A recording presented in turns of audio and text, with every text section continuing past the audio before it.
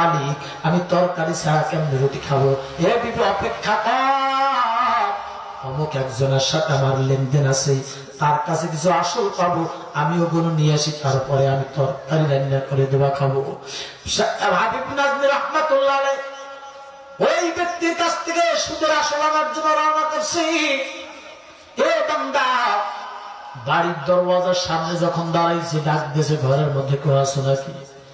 ঘরের ভিতর থেকে একজন নারী ডাক দেওয়া কয়, আপনি কাকে চান? বলে, এই বাড়ির মালিককে চাই।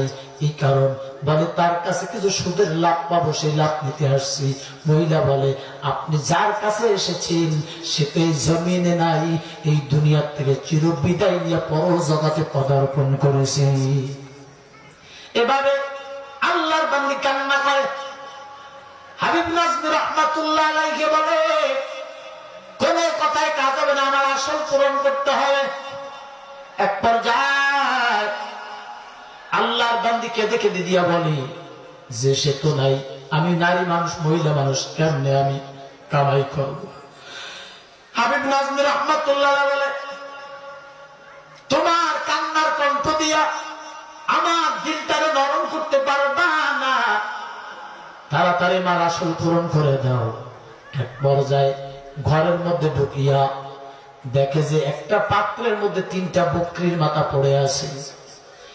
এবার হাবিব নাজমি রাহমাতুল্লাহ আলাইহি 3টা বকরির মাথা নিয়ে যখন বান্দাতে আল্লাহ বান্দি কেঁদে কেঁদে বলে, ভাই এতিদের খাবার মুখ থেকে কেড়ে নিও না, আল্লাহ তারা সহ্য করবে না। আমার বাচ্চাদের জন্য পাশের বাসায় আকিকা দিয়েছি, 3টা বকরির মাথা পেয়েছি, আমার বাচ্চাদেরকে দেওয়া হবে।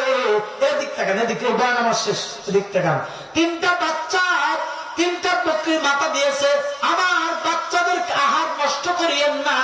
হাবিব নাজমি রাহমাতুল্লাহ আলাইহি ওই মহিলার কান্নার দিকে কর্ণপাত না করিয়া 3টা বকরির মাথা নিয়ে যখন রওনা করছে, মাছ পথে যখন আসছে, ওখানে কিছু বাচ্চারা খেলাধুলা করে। একটা বাচ্চার মুখে আল্লাহ ইলহাম জারি করে দিছে।